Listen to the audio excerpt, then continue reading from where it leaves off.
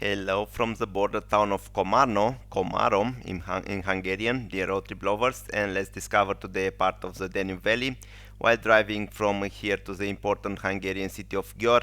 About 40 minutes drive on the national road, the Hungarian National Road 1. We start in Slovakia, in Komarno, but we'll soon cross Danube into Hungary. Komarom in Hungarian, has a population of about 33,000 inhabitants on the Slovakian side and some 19,000 on the Hungarian side.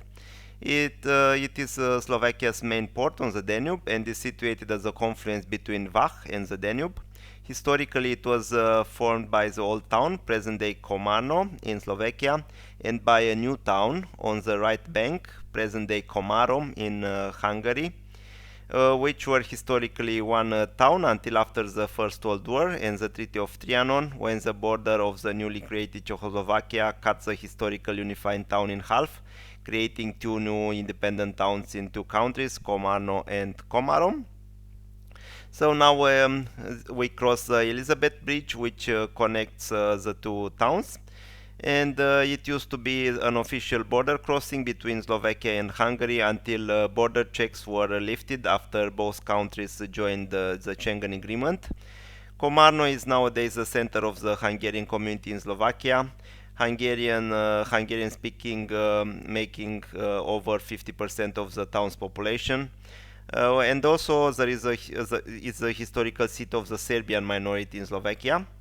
Komarno is an old settlement, the castle being built during the 12th century. In the 16th century, it became one of the centers of defense against the Ottoman Turks.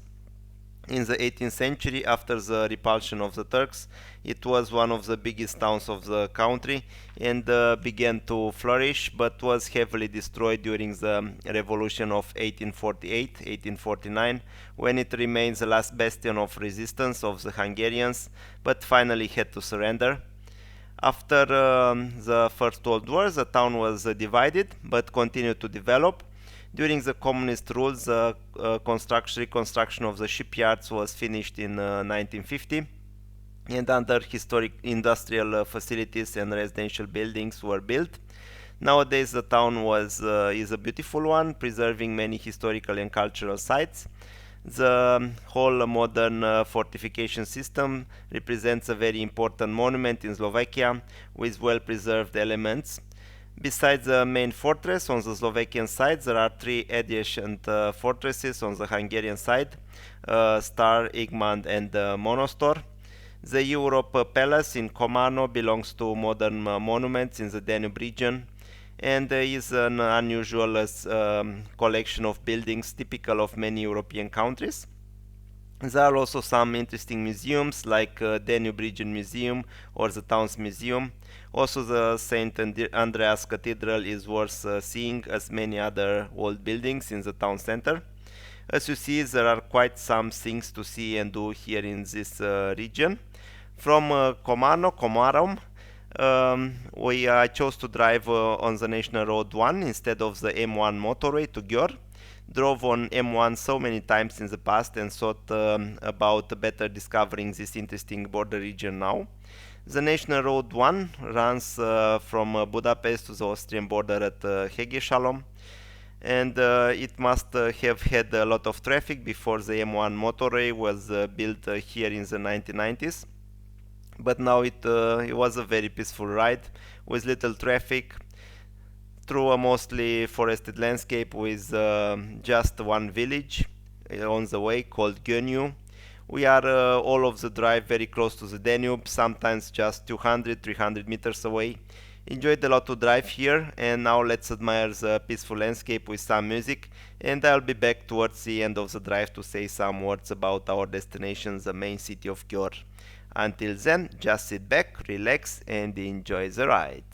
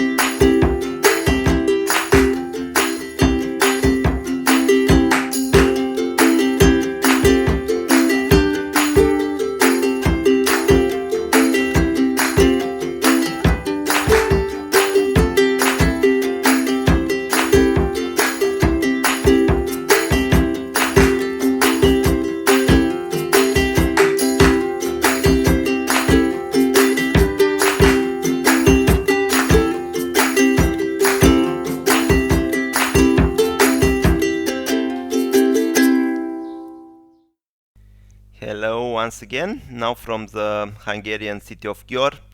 We are now driving through it. It is the most important city in northwest Hungary, being situated halfway between Budapest and Vienna, on one of the most important routes in Central Europe. The Danube flows nearby, marking here in this area the border with Slovakia. Győr is a city with a long history, the first settlement being built here in the 15th century BC by the Celts, called Arabona. The Magyars, Hungarians, came and occupied the town around 900 and fortified the Roman fortress. It saw a lot of destruction afterwards during the Mongol invasion or in front of the Turkish advance in 1541. It was rebuilt after a design from leading Italian builders. The town changed in character during these years with many Renaissance-style buildings, but the city grid remained almost unchanged. The importance of Győr grew a lot during the 17th and 18th centuries. During the communist time after Second World War, many dwelling flats were built, but the city core was neglected until the 70s, when a big restoration program started. The city core is now very beautiful and lively. I stayed once one night in the city about 3 years ago and enjoyed my stay here. There are many historical buildings to be admired, making Győr a great stopover. Also, the big Pannonhalma Abbey is situated nearby. It's visible also from the M1 motorway and from the city. And now I'll finish the video here in Győr, and I hope you enjoyed it. And stay tuned for more videos from our road trips here on the channel. Bye bye, and till the next time.